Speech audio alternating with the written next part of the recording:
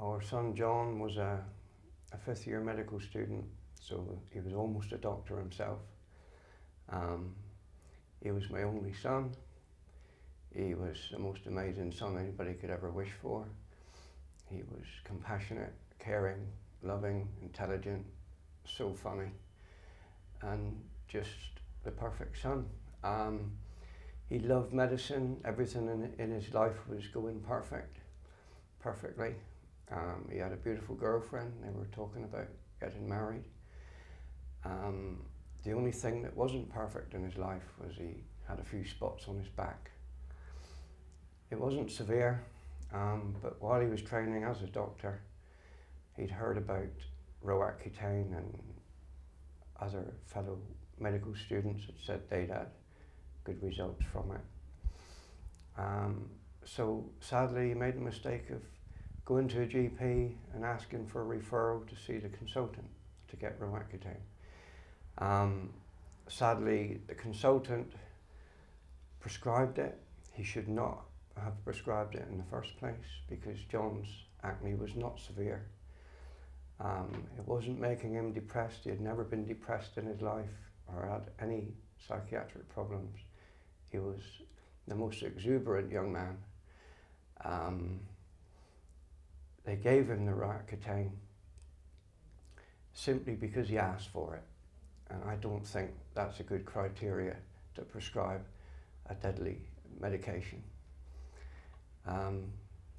He took the medication as he was supposed to. And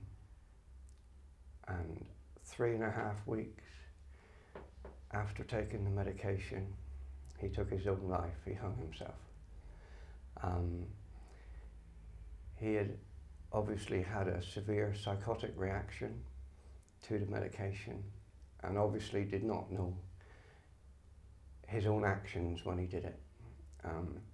Sadly, as always, I've learned more about the drug and the related issues since the tragedy.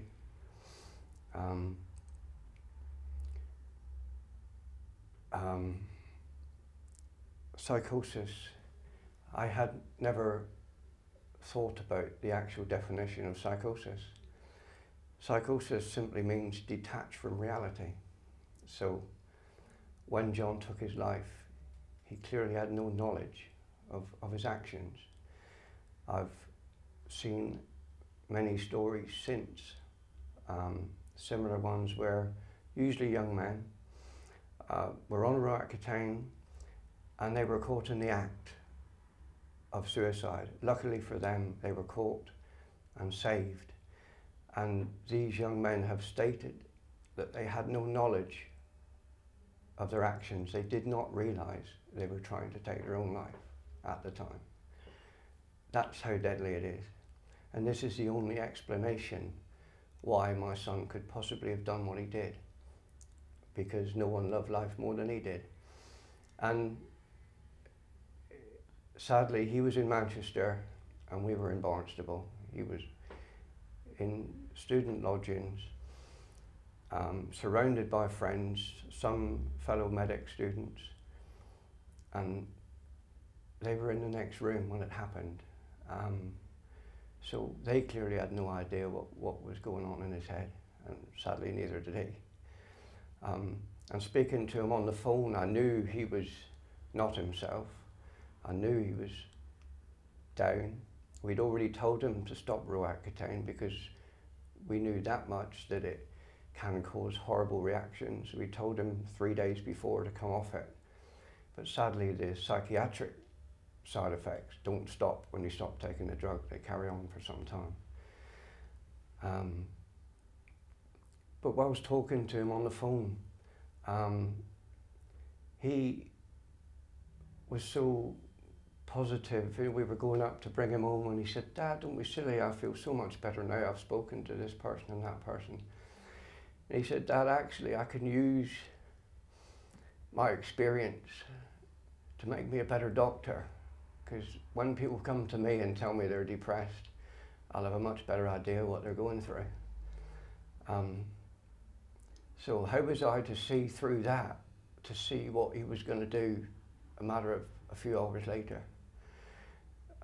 So because we were all tired to death and I wasn't fit to drive, we decided to go up the next day to bring him home. And sadly the next day was too late.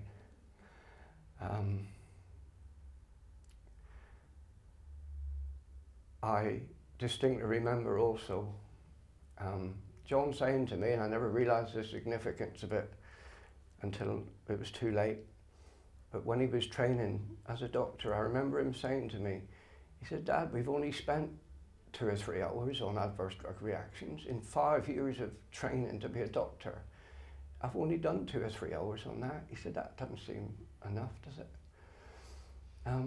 Little did I know how significant that was going to be.